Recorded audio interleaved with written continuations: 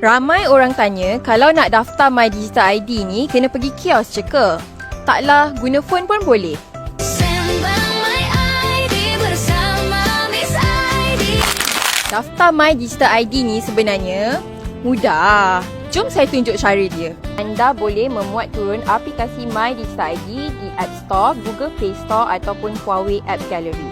Type aplikasi My Digital ID, mula memuat turun aplikasi, buka aplikasi My Digital ID, tekan daftar online, tekan butang ya saya bersetuju, tekan butang teruskan dan sila ikuti langkah yang ada di skrin.